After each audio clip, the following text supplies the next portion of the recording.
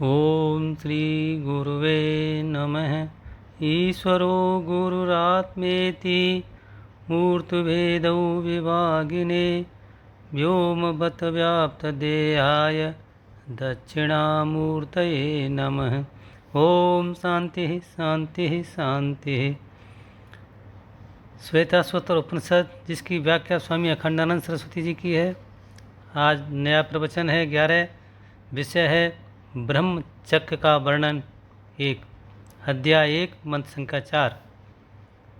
तमेकनेमिं त्रिव्रतं षोडशान्तं शतार्धारं विंशतिप्रत्यराविः अष्टैकैः षड्भिस्वरूपैकपाशं त्रिमार्गभेदं द्विनिमित्तैकमोहम्। अर्थ है इसका, वह कारण ब्रह्म एक चक्र के समान है।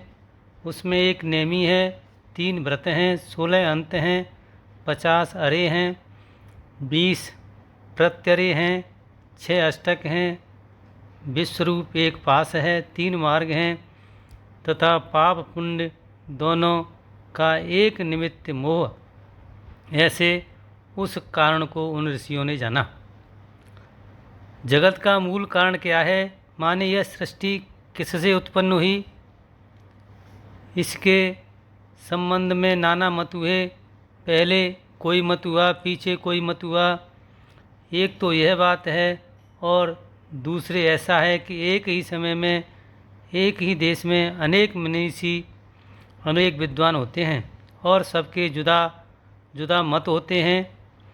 और एक ऐसा होता है कि सब लोग अलग अलग ढंग से चिंतन करते हैं। तो चिंतन करते करते जो आश्रय शुरू में लेते हैं वही अंत में निकलता है। जैसे समझो कि कोई गणेश का ध्यान करे तो ध्यान करते करते एक ऐसी अवस्था आवेगी जिसमें गणेश के शरीर से ही सारी सृष्टि निकलती दिखेगी और गणेश के शरीर में सारी सृष्टि स्थित दिखेगी और फिर सारी सृष्टि लीन होती दिखेगी। अब ध्यान करते करते आदमी समाधिस्थ हो गया तो गणेश की मूर्ति तो गायब हो गई। फिर जब ध्यान टूटा तो फिर गणेश सामने आए।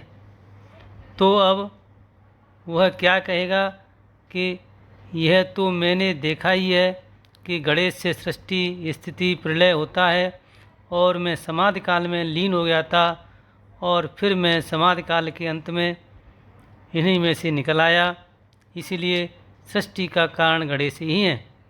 इसी तरह कोई दुर्गा का ध्यान करेगा, कोई शिव का ध्यान करेगा, कोई विष्णु का ध्यान करेगा, तो जिसका ध्यान करता हुआ वह लीन हो जाएगा, वहाँ उसी की उपाधि से कर्तापन और संगरतापन का अनुभव होगा। इस तरह से देवता की मूर्ति में कारणत्व हो जाता है और कोई कोई सबका निषेध करते हैं तो निषेध करके अभाव शेष रह जाता है। फिर उसी अभाव में सारी सृष्टि दिखती है, उसी में से निकलती और उसी में लीन होती दिखती है। तो मालूम पड़ता है कि अभाव जो है वही कारण है। फिर बोले एक प्रकृति है जडात्मक, उसी में सब लीन होता है और उसी से सब निकलता है। यह चिंतन की अलग अलग प्रणाली होती है। इसे ध्यान लगाकर समाधि लगाकर अलग अलग उसका नाम रखकर अलग अलग उसकी कल्पना करके उसके भिन्न भिन्न कारणों का निरूपण करते हैं। इसी से देखने में आता है कि यदि 20 जने बैठे जगत के कारण का ध्यान करने के लिए, तो वह ध्यान के बल से सब अलग अलग समाधिस्थ होंगे और चित्त की समाधि अवस्था में जो लेकर घुसेंगे वही लेकर निकलेंगे और उसी की उपाधि से उनको जगत का कारण मालूम पड़ेगा।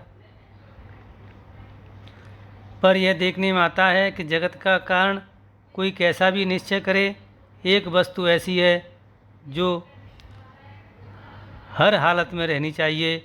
वह क्या है, चेतन स्वरूप आत्मा, जो गणेशाकार और गणेशाकार का अभाव, जो कार्यावस्था में आई हुई प्रकृति और कारणावस्था में आई हुई प्रकृति सबका जो साक्षी है उसका होना आवश्यक है। तो वह प्रकाशक है, इसलिए उसको चेतन बोलते हैं, और अविनाशी है इसलिए सत बोलते हैं, और वह अपना आत्मा ही है, परम प्रेमास्पद है इसलिए आनंद बोलते हैं। और देश काल वस्तु कोई भी उसको काटने में समर्थ नहीं है, इसलिए वह सर्वाधिष्ठान उसी में सब अध्यस्त होता है और उसी में से सब का उदय होता है। यदि अनुभव करने की इस उच्च प्रणाली से अनुभव मार्ग में चलेंगे तो देखेंगे कि यह कारणानि लिखनानि, यह कारणानि निखिलानि तानि कालात्म युक्तानि अधितिष्ठति एकः। पहली बात तो यह है कि वह एक है, और दूसरी निखिलानि तानि कारणानि, निखिलानि माने सारे, और ताने माने वे सब जितने भी कारण नाना देश में, नाना काल में, नाना जाति में और नाना प्रकार की बुद्धि वृत्तियों में नाना प्रकार के देवताओं की उपासना करके काल से लेकर जीव तक जितने जगत के कारणों के निरूपण किए गए हैं उनमें एक जो परमात्मा है वह सबका अधिष्ठान है। इस कार्य सत्संग को विराम देता हूँ। ओम शांति शांति शांति।